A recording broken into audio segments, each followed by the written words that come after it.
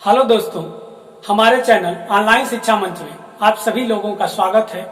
आज हम लेके आए हैं हिंदी की बहुत ही बेहतरीन क्लास, जिसमें 10वीं 12वीं ग्रेजुएशन तथा सभी प्रतियोगी परीक्षाओं से क्वेश्चन पूछे जाते हैं। तो आइए जानते हैं हिंदी साहित्य का काल विभाजन।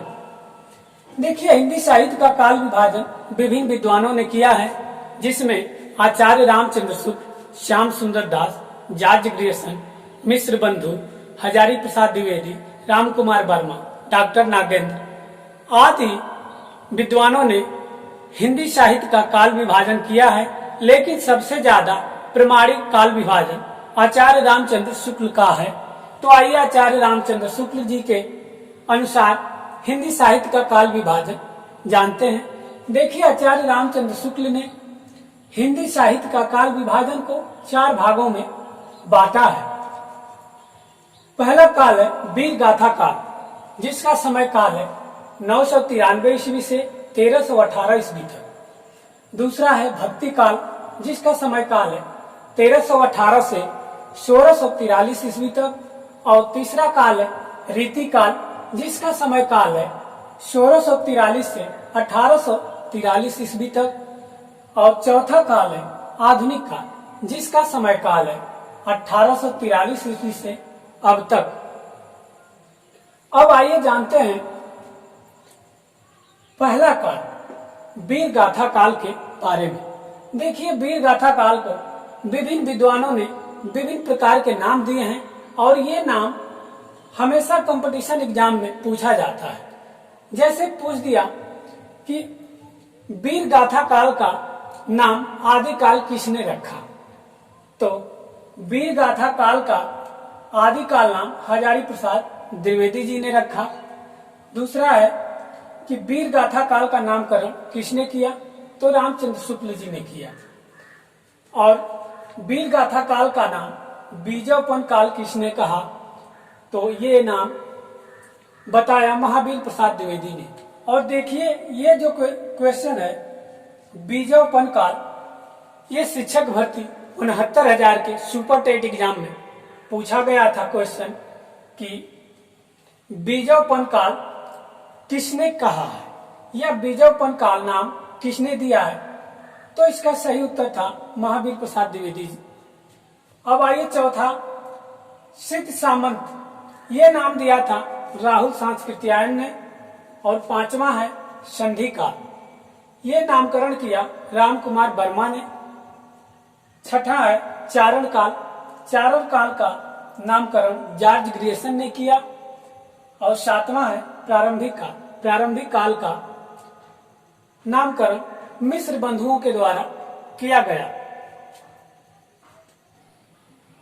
अब आइए वीर गाथा काल की विशेषताओं के बारे में जानते हैं। देखिए, वीर गाथा काल की निम्न विशेषताएं हैं। पहली विशेषता है आश्रयदाताओं की प्रशंसा। देखिए, वीर गाथा काल के सभी कवि दरबारी कवि थे, और वो अपने आश्रयदाताओं अर्थात राजाओं की प्रशंसा करते रहते थे। उनकी प्रशंसा बहुत ही बढ़ा चढ़ाकर करते रहते थे। दूसरी विशेषता है युद्धों के सुंदर एवं सजीव वर्णन।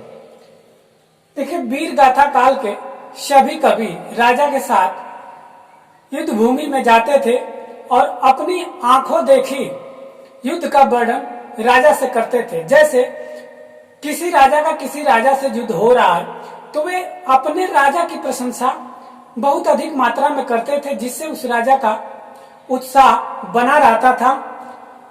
तीसरी विशेषता है वीर रस के साथ श्रृंगार रस का प्रयोग। वीर गाथा काल के कवि वीर रस के साथ श्रृंगार रस का भी प्रयोग किया करते थे। राजाओं की सुंदरता का बखान भी करते रहते थे। चौथी विशेषता है संकुचित राष्ट्रीयता। देखिए, वीर गाथा काल के जो राजा थे वे छोटी छोटी रियासतों के राजा थे, अर्थात सीमित क्षेत्रों के राजा थे।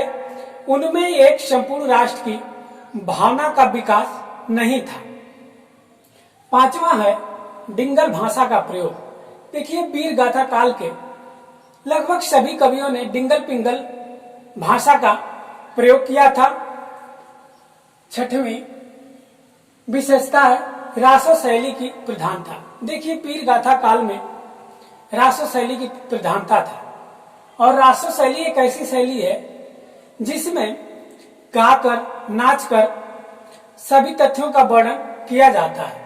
और मुख्य रूप से विशेषता यह थी वीर गाथा काल की कि इसमें रासो काव्य भी प्रधान था। सबसे अधिक रासो काव्य इसमें लिखे गए थे। अब आइए जानते हैं वीर गाथा काल के प्रमुख कवि एवं उनकी रचनाएं। देखिए, वीर गाथा काल के प्रमुख कवि में पहला नामचंद्र बरदाई का है, जिनकी रचना पृथ्वीराज रासो है। ये डिंगल पिंगल भाषा में लिखी गई है। दूसरी रचना है अब्दुल रहमान की संदेश रासो, और तीसरी है नरपत नाल का बिसलदेव रासो। ये अपभ्रंश भाषा में लिखी गई है। चौथा है दलपत विजय, इनकी रचना है खुमान रासो, जो राजस्थानी हिंदी में लिखी गई है। देखिए, राजस्थानी हिंदी अपभ्रंश का ही रूप है। यह डिंगल पिंगल भाषा को ही कुछ लोगों के द्वारा राजस्थानी हिंदी बताया जाता था कि जो अपभ्रंश भाषा थी वो उस समय राजस्थान की साहित्यिक भाषा थी। अब आगे आइए, जगनीक द्वारा रचा हुआ परमाल रासो है, नल सिंह द्वारा रचित विजयपाल रासो है, और जल कवि द्वारा रचित बुद्धि रासो है। तो वीर गाथा काल में जो महत्वपूर्ण टॉपिक था यही था। और यहाँ से क्वेश्चन हाई स्कूल, इंटर के सिलेबस के एग्जाम में या कंपटीशन लेवल के एग्जाम में भी पूछा जाता है। तो हमें पूर्ण रूप से विश्वास होगा कि आप लोगों को ये वीडियो पसंद आई होगी। अगर वीडियो पसंद आई है तो वीडियो को लाइक एंड शेयर करिए, चैनल को सब्सक्राइब करिए। धन्यवाद।